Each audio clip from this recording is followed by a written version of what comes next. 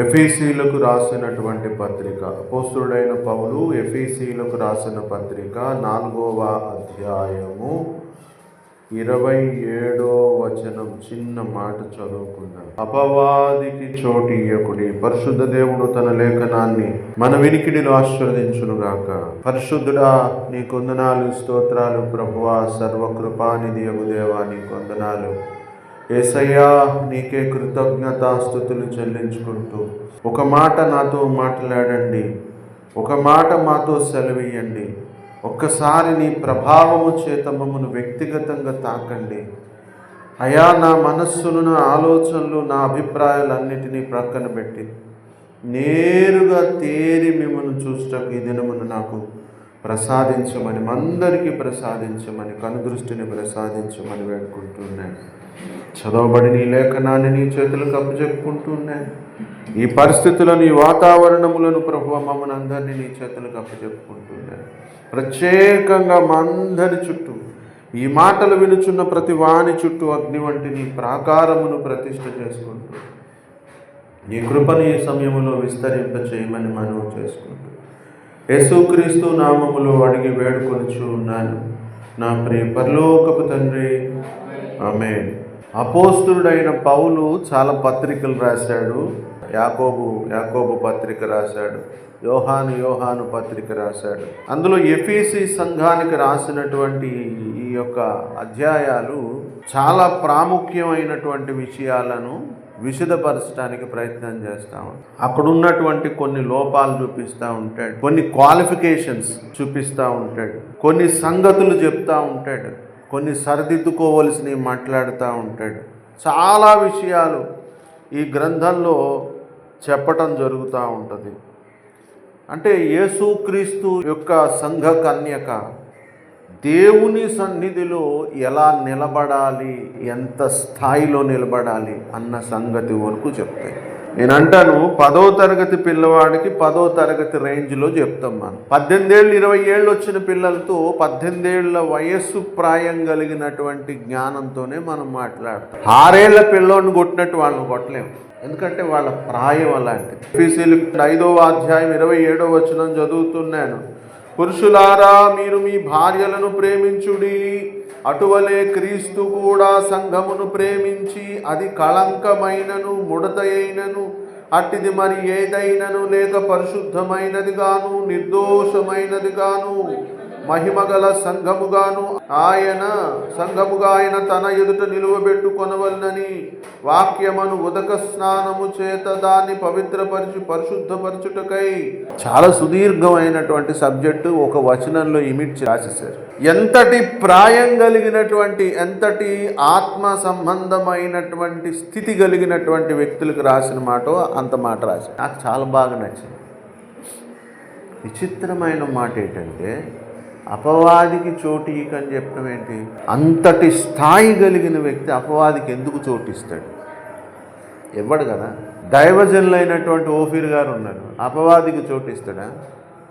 ఆయనకు అపవాది అంటే ఏంటో తెలుసు, వాడి తంత్రాలంటే తెలుసు, వాడికి ఎట్లా ఇస్తాడు? పౌలు ఉన్నాడు, అపోస్తలుడైన పౌలు. అట్లాంటి వ్యక్తి అపవాదికి చోటిస్తాడా? అరే, ఒక స్థాయి మించి మాట్లాడి చిన్నపిల్లోడికి చెప్పినట్లు జాగ్రత్తరా మట్టి తినకో అన్నట్టు చెప్పాడేంటా అని నాకు ఒక విచిత్రమైనటువంటి ఆలోచన మొదలైంది. ఇంతటి వ్యక్తికి ఈ చిన్న మాట ఎందుకు చెప్పిండు? ఈ ఎఫెసీయులకు రాసిన ఈ పత్రికలో ఈ మాటను నేను ఎందుకు అర్థం చేసుకోవాలి, ఎలా అర్థం చేసుకోవాలి అనే దాని మీద కాసేపు మనసు పెడదాం. ఎందుకంటే మనం ఎవరైనా సరే భక్తి చేయాలనుకుంటాం, మంచిగా భక్తి చేయాలా, నా భక్తి దేవుని గుర్తించాలా, దేవుని దగ్గర నాకు మెప్పు రావాలా, ఇది మనం చేసేటటువంటి భక్తి. ఇలాంటి భక్తి జీవితాన్ని కొనసాగించుకోవాలని ఆశపడుతున్న వాళ్ళకి తరచుగా అద్దం దగ్గరికి వెళ్ళి చూసుకునే అలవాటు ఉంటుంది. నేనేమైనా తేడాగా కనబడుతున్నానా, నాలో ఇంకా లోపం ఏమైనా కనబడుతుందా, నాలో ఏదైనా పాపం కనబడుతుందా అని పరీక్ష చేసుకుంటాను. ఇది సామాన్యంగా అందరికి ఉండేటటువంటి లక్షణం. ఇక్కడ మనకు చూపించబడుతున్నటువంటి ఈ అద్దంలో జాగ్రత్తగా గమనించాల్సింది ఏంటంటే, అపవాదికి మనం చోటు ఎప్పుడు ఇయ్యం, ఎవ్వరం ఇయ్యం. ఒకరిని చంపేయాలనే అనగానే ఆ సాతానుతో ఏకీభవించి ఇంకొకరిని చంపేయం మనం.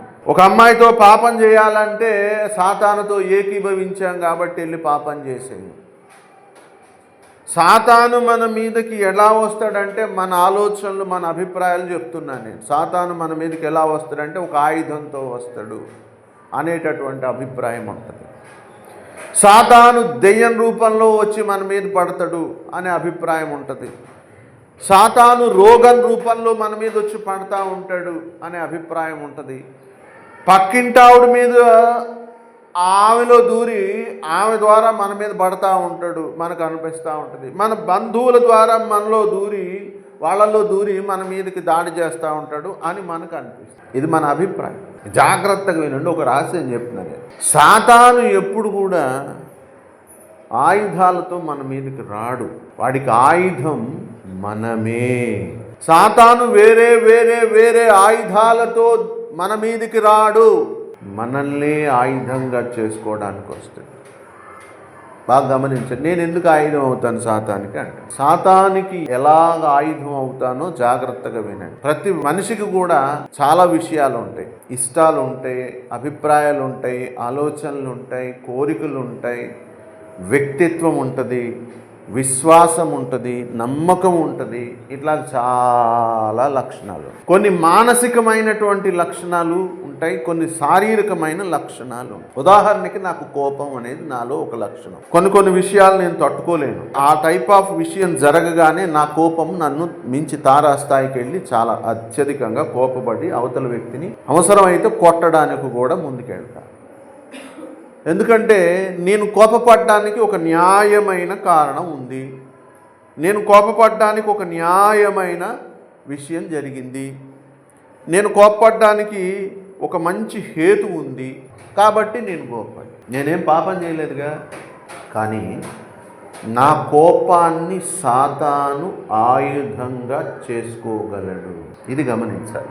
నా కోపాన్ని సాతాను ఆయుధంగా చేసుకోగలడు. ఇదే విషయం చెప్తున్నా.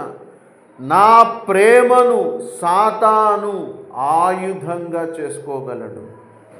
నా కోరికను సాతాను ఆయుధంగా చేసుకోగలడు. నా అభిప్రాయాన్ని సాతాను ఆయుధంగా చేసుకోగలడు. నేను దేవుల్లో బాగానే ఉన్నాను, నాలో లోపమేమీ లేదు అనుకుంటాం. కానీ ఒక్కొక్క సందర్భంలో మనలో ఉన్నటువంటి అభిప్రాయం కావచ్చు, మనలో ఉన్నటువంటి ఇష్టం కావచ్చు, మనలో ఉన్నటువంటి కోరిక కావచ్చు, వీటిని కూడా సాతాను సాధనంగా చేసుకోవాలి. గెహాజీ అనేటటువంటి ఒక వ్యక్తి ఉన్నాడు. అతగాడు ఎలీషా దగ్గర శిష్యరికం చేస్తూ చాలా రోజులు ఆయనతో పనిచేసి ఆ ఎలీషా యొక్క కర్ర మోస్తూ ఉంటాడు. రాజులు గ్రంథము 5వ అధ్యాయము అందులో ఉన్న సంఘటన చెప్పడానికి ప్రయత్నం చేస్తున్నారు. ఆ గెహాజీ ఎలీషాతో ఉంటూ పనిచేస్తూ ఒక ఆమె దగ్గరికి వెళ్ళి ఆమెకు నూనె ఇచ్చేలాగా, అంటే ఆమె ఇంట్లో నూనె వచ్చేలాగా చేస్తూ ఉంటాడు. ఒక ఆమెకేమో పిల్లాడిని పుట్టించడానికి వెళ్ళినప్పుడు కర్ర మోసుకుని వెళ్ళు, ఆ పిల్లాడు చచ్చిపోయాడో బతుకున్నాడో వెళ్ళు ఒకసారి, దేవుడు నాకెందుకు ఈ విషయాన్ని మరుగు చేశాడని చెప్పి ఆ ఎలీషా కూడా పనిచేస్తూ ప్రయాణం చేస్తూ ఉంటాడు. దేవుడి గురించి తెలుసు, యెహోవా గురించి తెలుసు, యెహోవా ప్రవక్త గురించి తెలుసు, దేవుడు చేసే కార్యాల గురించి కూడా అతనికి తెలుసు. కానీ గెహాజీలో చిన్న కోరిక ఉంది. కోరిక ఏం తప్పు కాదు. గెహాజీలో ఉన్నటువంటి కోరిక తప్పు కాదు. 20వ వచనం చదువుతున్నాను. అంతటా దైవజనుడ ఎలీషాకు సేవకుడగు గెహాజీ సిరియనుడైన ఈ నయమాను తీసుకొని వచ్చిన వాటిని అంగీకరించుటకు నా యజమానునికి మనస్సు లేకపోయెను, తీసుకొందుననుకుని అని పరిగెట్టుకుంటూ పోయిండు. ఈ సెంటెన్స్ చదివిన తర్వాత మీ మనస్సులను ఒక విషయం మీదకి పెట్టండి. అతను నాకు అవసరం లేదు అన్నాడు, నేను తీసుకుంటాను అన్నాడు. నాకెందుకు ఇదైతే పాపంగా కనిపించలే, బీ ఫ్రాంక్గా చెప్తున్నాను. ఆయన వద్దన్నాడు, నేను తీసుకుంటాను, అదేమీ తప్పుగా అనిపించలే. తప్పేంటి అంటే అతని మనస్సులో ఉన్నటువంటి కోరిక ఏంటంటే నేను సంపాదించుకోవాలి అనే కోరిక. ఆ సంపాదించుకోవాలన్నటువంటి కోరికను సాతాను ఆయుధంగా సంపాదించాలనుకునేటటువంటి కోరికను సాతాను ఆయుధంగా వినియోగించుకున్నాడు. అదే వచనం 26లో చెప్తా ఉంటాడు, అంతటా ఎలీషా వానితో, ఆ మనుష్యుడు తన రథము దిగి నిన్ను ఎదుర్కొనుటకు తిరిగి వచ్చినప్పుడు నా మనస్సు ఒలీవ చెట్ల తోటలను, ద్రాక్ష తోటలను, గొర్రెలను, ఎడ్లను, దాసీలను సంపాదించుకొనుటకు, అంటే ఎన్ని సంపాదించుకోవాలనేటటువంటి తృష్ణ అతని మనస్సులో ఉందో ఒకసారి జాగ్రత్తగా అర్థం చేసుకోండి. ఇలా సంపాదించుకోవాలి అనేటటువంటి కోరిక అతనిలో ఉంది. అతనిలో ఆ కోరిక ఉందిగా. ఎలీషాతోనే ఉన్నాడు, ఎలీషాతోనే ఉంటున్నాడు, పడుకుంటున్నాడు, తింటున్నాడు, తిరుగుతున్నాడు, పనిచేస్తున్నాడు, దేవుని పనిలో పనిచేస్తూ ఉన్నాడు. ఈ కోరిక మనస్సులో ఉంది కదా. ఆ మనస్సులో ఉన్న కోరిక తప్పుగా ఎంచబడిందా? ఎంచబడలా. అది ఎప్పుడు తప్పుగా ఎంచబడింది? దాని ప్రభావము బయటపడినప్పుడు మాత్రమే తప్పుగా, పాపంగా పరిగణించబడింది. ఈ ఈక్వేషన్ మర్చిపోబాకండి. ఒక మాట చెప్తుంది బైబిల్, దురాశ గర్భము ధరించి పాపమును కనగా పాపము పరిపక్వమై. నేను అంటాను, దురాశ అనేది ఉందా లేదా లోపల? అది పాపం అయిపోయిందా? ఒక కోరిక అనేది మనస్సులో ఉందా లేదా? ఉందే. మీకు అందరికి అర్థమయ్యే భాషలో చెప్తాను, నేను అందంగా ఉండాలి. ఉందా లేదా నా మనసులో ఆ కోరిక? నేను అందంగా ఉండాలని ఇలాంటి మంచి షర్ట్ కుట్టించుకోవడానికి ట్రై చేస్తాను, మంచి ప్యాంటు కుట్టించుకోవడానికి ట్రై చేస్తాను, మంచి క్రాఫ్ వేసుకోవడానికి ట్రై చేస్తాను, మంచి ఫేషియల్ చేయించుకోవడానికి ట్రై చేస్తాను, మంచి క్రీమ్స్ రాసుకోవడానికి ట్రై చేస్తాను. అదేమీ పాపం అయిపోదు. దురాశ ఎలాగ మనసులో ఉన్నా పాపం అయిపోలేదో, అందంగా ఉండాలి అన్న విషయం కూడా పాపం అయిపోవాలి. అది ఎప్పుడు పాపం అయిందంటే గర్భమును దాల్చినప్పుడు. బాగా గమనించండి. అది ఇంప్లిమెంటేషన్ చేయబడినప్పుడు పాపంగా పరిగణించం, అంటే ఆ కోవలోకి పోయి అతనిలో ఉన్న దురాశను చాలా జాగ్రత్తగా వినియోగించుకున్నాడు సాతాను. ఎంతలా వినియోగించుకున్నాడంటే జాగ్రత్తగా గర్భము దాల్చేటటువంటి పరిస్థితిలోకి తీసుకెళ్ళి మన అభిప్రాయాలనే సాధనాలుగా సాతాను వినియోగించి దేవుని దగ్గర నిన్ను దోషిగా నిలబెడతాడు. నేను ఎందుకు దోషినైపోయానంటే దురభిప్రాయం కలిగి ఉన్నందుకు కాదు కదా సుమా. ఆ దురభిప్రాయం సాతానుని వాడుకోవడం వలన, అంటే సాతాను వాడుకునేలాగా నేను పని చేయడం వలన పాపినైపోయాను. ఎందుకంటే నాకు తెలియదు, ఒక అభిప్రాయం ఉంటుంది ఒక మనిషి మీద, అతడు చెడ్డోడు అని అభిప్రాయం ఉంటుంది. నాకు నిజంగానే కొంతమంది నచ్చరు, ఎందుకో వాళ్ళు చూడగానే నచ్చనప్పుడు నేను వాళ్ళకు దూరంగా ఉంటాను, వాళ్ళతో అంత ఫ్రీగా మాట్లాడలేను. అలాంటి అభిప్రాయం నా మనసులో ఉంటుంది. అలాంటి అభిప్రాయం నా మనసులో ఉన్నది అనేది సాతానికి చాలా జాగ్రత్తగా అర్థమవుతుంది. ఈ అభిప్రాయాన్ని వినియోగించుకుని వాడి మీద ద్వేషం పుట్టించి వాడి మీద కాని మాటలు పలికించేటటువంటి క్రియ నాలో మొదలు పెడతాడు. వాడంటే ఇష్టం లేదు, అలా అని వాడి మీద నేను కాని మాటలు ఎందుకు బలకాలి, నేను బలకను అని ఊరుకున్నాను అనుకో, అసలు పాపం అనేదే ఉండదు. కానీ కాని మాటలు పలికించేటటువంటి ప్రేరేపణ అభిప్రాయాన్ని బేస్ చేసుకుని నా చేత పని చేయిస్తాడు. మీకు అందరికీ అర్థం అవ్వడం కోసం చెప్తున్నాను. పాపము అనే దానికి ఆధారం ఏంటి? సాతాను మనలో ఉన్నటువంటి విషయాలని ఆయుధాలుగా చేసుకుని పాపమునకు దారి తీయించగలడు. చాలామంది విషయంలో కూడా అలాగే ఉంటుంది. వాళ్ళు ఎందుకు గమనించలేదు అని అంటే అది నాకు తెలియదు. గమనించరు. నేను ఒక మాట చదువుతున్నాను, చాలా జాగ్రత్తగా వినండి. న్యాయాధిపతుల గ్రంథము 16వ అధ్యాయము మొదటి వచనం చదువుతున్నాను. సంసోను గాజాకు వెళ్ళి చూచి ఆమె యొద్ద చేరెను. 4వ వచనం చదువుతున్నాను. ఒక అమ్మాయి దగ్గర చేరాడు, ఇంకొక అమ్మాయిని మోహించాడు. ఇది ఎంత దారుణం! దేవుని చేత నాజీరు చేయబడినటువంటి వ్యక్తి, దేవుని చేత నాజీరు అంటే ఒక వ్రతానికి ప్రతిష్ఠించబడినటువంటి వ్యక్తి, ఒక ఆత్మను బలమైనటువంటి ఆత్మ కలిగినటువంటి వ్యక్తి, ఇశ్రాయేలీలను ఫిలిష్తీయుల చేతిలో నుండి రక్షించడానికి దేవుడు అభిషేకించినటువంటి వ్యక్తి. ఫలానా అమ్మాయి మీద మనసు ఉంది, ఫలానా ఆవిడ మీద మనసు. ఒక కోరిక అతని మనస్సులో ఉంటే ఆ కోరికను బేస్ చేసుకుని దేవుడు ఒక పక్కన పనిచేస్తూ ఉంటే సాతాను మరో ప్రక్కన అతని చేత జాగ్రత్తగా అతని కోరికను వినియోగించుకుని దారి మళ్లించడం మొదలుపెట్టి. ఇక్కడ గమనించవలసిన విషయం ఏంటంటే, దారి మళ్లించినంత మాత్రాన దేవుడు అతన్ని ఎడబాయలేదు. ఎప్పుడు ఎడబాశాడు? అతని నెత్తి మీద ఉన్నటువంటి నాజీరును చులకన చేసి గొరిగించుకోవడానికి ఇష్టపడటం చూసి దేవుడు అతన్ని అసహ్యించుకున్నాడు. బాగా గమనించండి. నేను పాపం చేసినందుకు దేవుడు నన్ను అసహ్యించుకోడు, కానీ దేవుణ్ణి నేను అవమానపరిచిన, దేవుని యొక్క ఉద్దేశాన్ని నేను అవమానపరిచిన, దేవుని యొక్క సంకల్పాన్ని నేను తృణీకరించిన దేవుడు నన్ను అసహ్యించుకుంటాడు.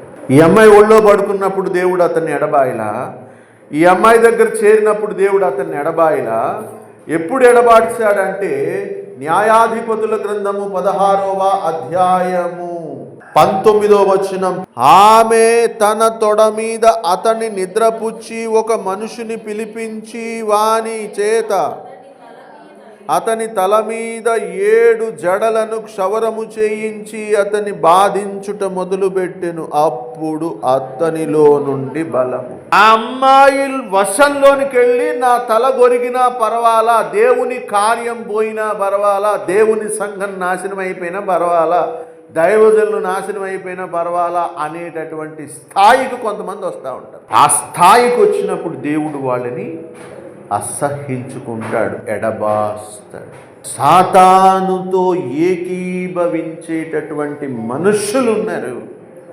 మనుష్యులు పాపం చేస్తే దేవుడు వాళ్ళకి కాస్త ఇబ్బంది పడి బాధపడతా ఉంటాడు, కానీ కొంతమందిని అసహ్యించుకుంటాడు. ఎందుకంటే వాళ్ళు దేవుని యొక్క కార్యాన్ని చెరపడానికి, పాడు చేయడానికి ప్రయత్నించారు కాబట్టి. పాపము చేస్తే నీవు ఒక్కడవే పోతావు.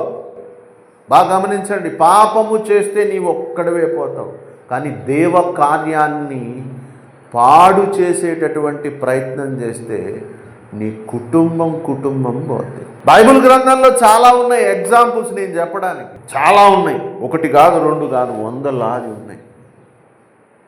దేవుని యొక్క కార్యాన్ని చేయడానికి నువ్వు పూనుకుంటే దేవుని ఆత్మ ఎంతగా సహకరిస్తుందో, దేవుని కార్యాన్ని పాడు చేయడానికి నీ ఆలోచనలు ఏకీభవిస్తే దేవుడు కూడా అంతగా నీ మీద శత్రువుగా కనబడతాడు, నిలబడతాడు. అవసరమైతే నిన్ను తీసేయడానికి కూడా దేవుడు వెనుకాడు. సాతానుతో ఏకీభవిస్తే వచ్చే ప్రమాదాలు చెప్తున్నాను నేను. సాతానుతో ఏకీభవించే విషయం అన్యుల గురించి చెప్పట్లేదు, దేవునితో నడిచి, దేవునితో ఉండి, దేవునితో తిని, దేవునితో వెళ్ళిన వారి గురించి చెప్తున్నాను. లూకాసు వార్త గ్రంథము 22వ అధ్యాయం 2వ వచనం చదువుతున్నాను. ఇస్కరియోతు అనబడిన యూదాలో ఏమంటారు? యూదాలో సాతాను ఎట్ట సాధ్యమే? అతను హెల్ప్ చేశాడు. అతనిలో ఉన్నటువంటి డబ్బు సంచి, ఈ డబ్బు అనేటటువంటి దాన్ని సాతాను వినియోగించుకుని జాగ్రత్తగా దూరాడు. నాలో ఉన్నటువంటి కోరికను బేస్ చేసుకుని, నాలో ఉన్నటువంటి ఇష్టాన్ని బేస్ చేసుకుని, నాలో ఉన్నటువంటి తృష్ణను బేస్ చేసుకుని, అభిప్రాయాన్ని బేస్ చేసుకుని సాతాను నాలో ప్రవేశించడానికి కానీ, నా ద్వారా పాపం చేయడానికి కానీ కారణంగా నిలబడతారు. వీళ్ళందరూ దేవుని నమ్ముకున్న వాళ్ళు. సుమా, దేవుని నమ్ముకోలేని వాళ్ళ గురించి నేనేం చెప్పట్లా, చాలా క్లియర్గా చెప్తున్నాను దేవుడు. ప్రకటన గ్రంథము 7వ అధ్యాయము 14వ వచనం చదువుతున్నాను. అందుకు నేను, అయ్యా నీకే తెలియననగా అతడు నాకు ఇలాగు నాతో చెప్పెను, వీరు మహాశ్రమలలో నుండి వచ్చిన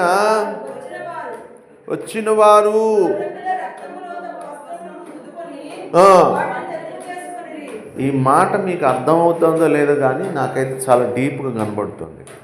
వీళ్ళు ఎక్కడున్నారు?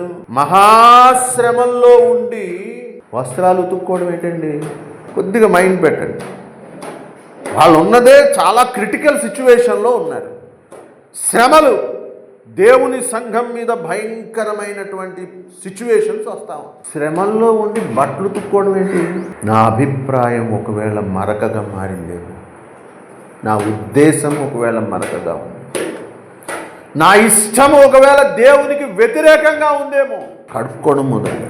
ఒక మహాశ్రమలలోనికి వెళ్ళారంటేనే వాళ్ళు చాలా పెద్ద స్థాయిలో ఉన్నటువంటి భక్తి జనులు. వాళ్ళు కూడా చాలా జాగ్రత్తగా పరిశీలన చేసుకుంటూ తమ వస్త్రములను ఉతుక్కుంటున్నారు.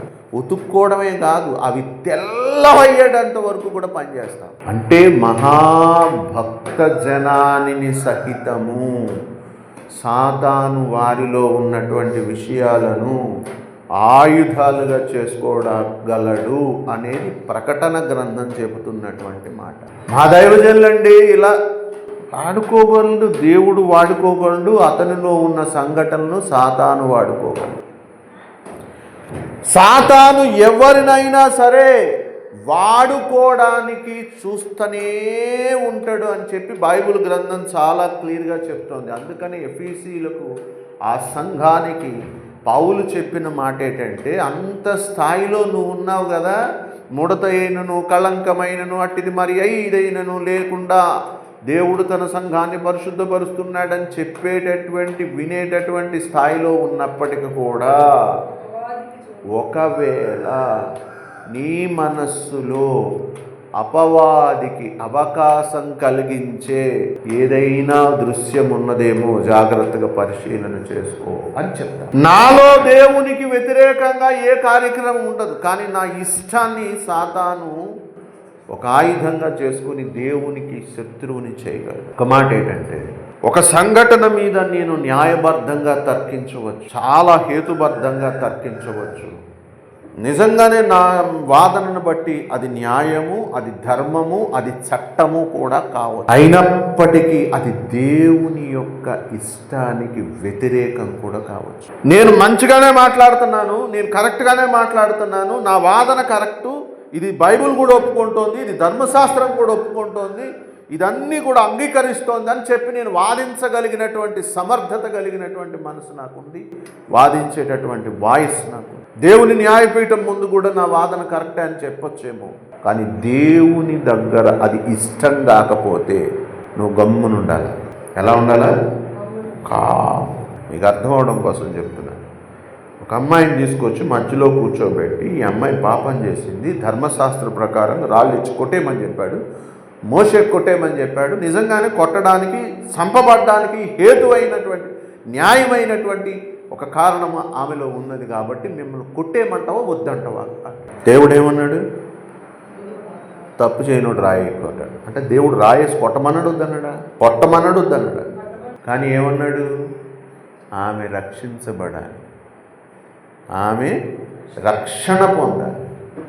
దేవుని మాట ఆమె రక్షణ పొందాలి. నా తర్కం న్యాయబద్ధమే, ధర్మశాస్త్రబద్ధమే, బైబిల్ బద్ధమే.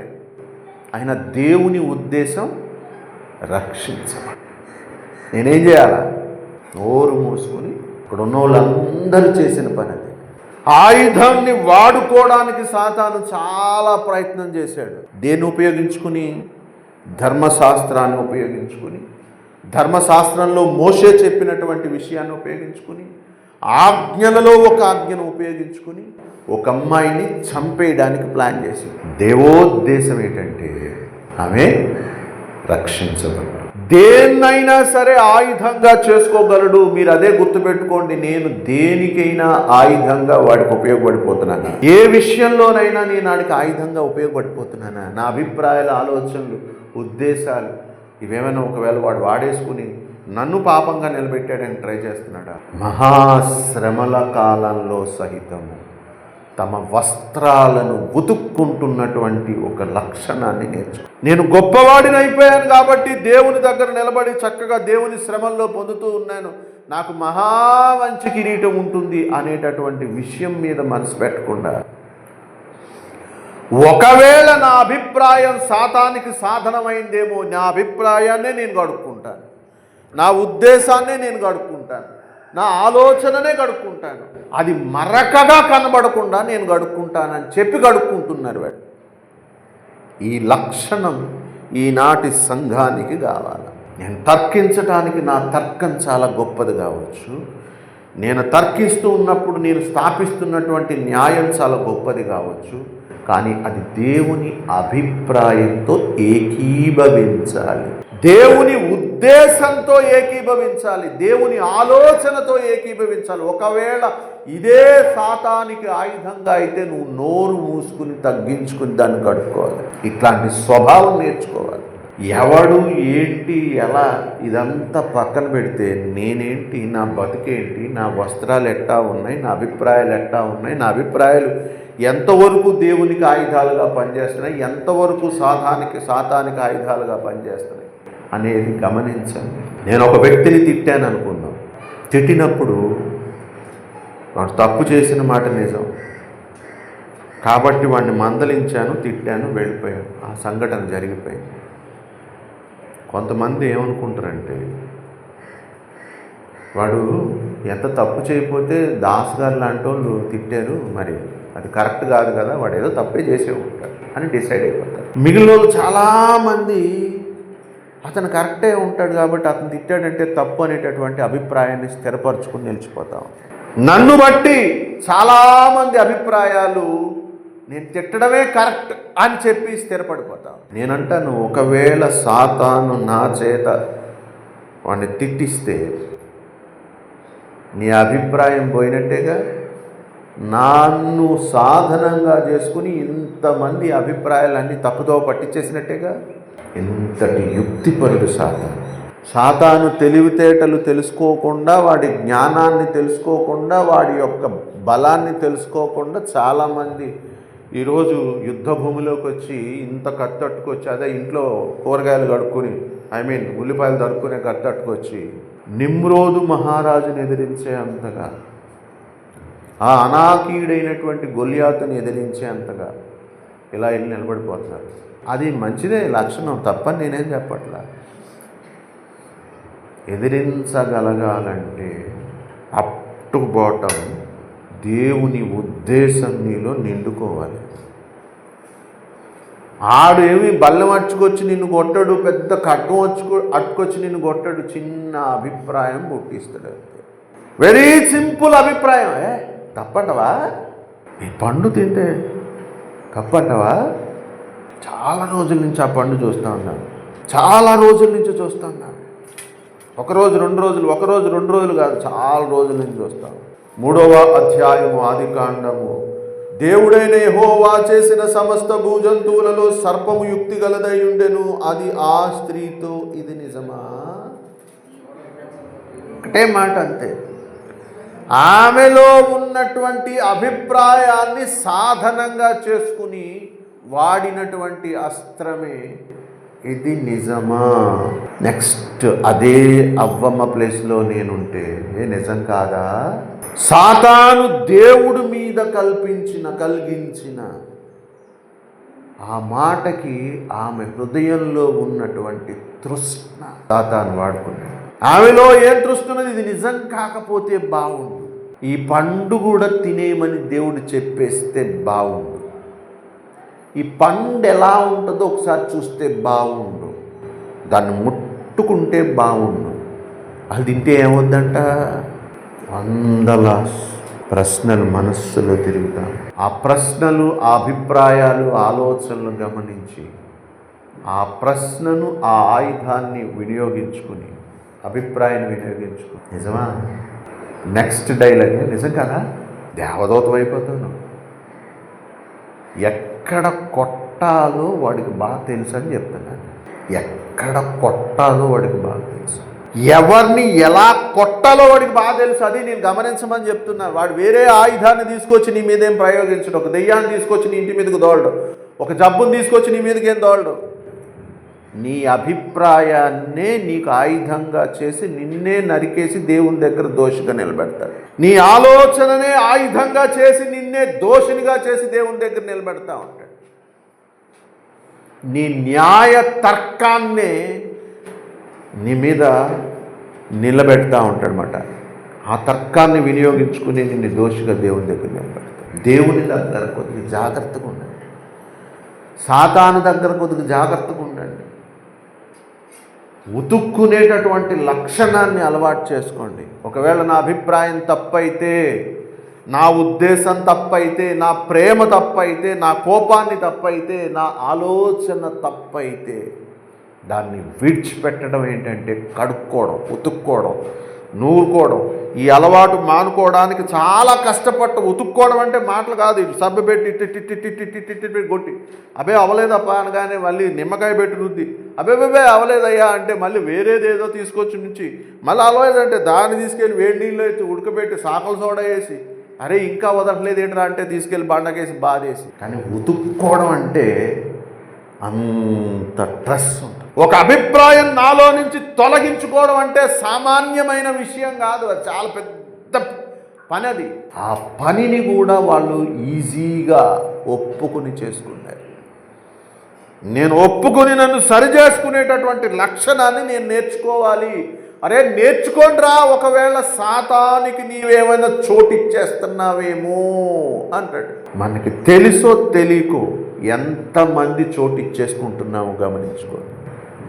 అది మీకు సంబంధించిన విషయం, నాకు సంబంధించిన విషయం. ఎవడికి వాడు ఉతుక్కోవలసిన విషయం, ఎవడికి వాడు దేవుని దగ్గర నిలబడవలసిన విషయం. నేను ఎలా కనబడతా ఉన్నాననేది పరిశీలన చేసుకుని దేవుని సన్నిధిని సమీపించాడు. నీవు ఏదైనా సాధనంగా సాతానికి ఉపయోగపడుతున్నావేమో, నీలో ఉన్నటువంటి సంగతులు, అభిప్రాయాలు, ఆలోచనలు సాతాను సాధనంగా చేసుకోవడానికి అనుకూలంగా ఉన్నాయేమో పరిశీలన చేసుకుందాం. మనల్ని మనం ఒకసారి సరి చేసుకుందాం. దేవుని దగ్గర దోషంగా కనబడుతున్న వాటన్నిటిని ఒప్పుకుందాం. పాపంగా మన మీద ఆరోపణ పడుతున్నటువంటి వాటిని ఒప్పుకుందాం. నిర్దోషులుగా కనబడడానికి దేవుని సన్నిధిలో కడుక్కుందాం. అట్టి కృప పరిశుద్ధాత్ముడు మనకు అనుగ్రహించునుగాక.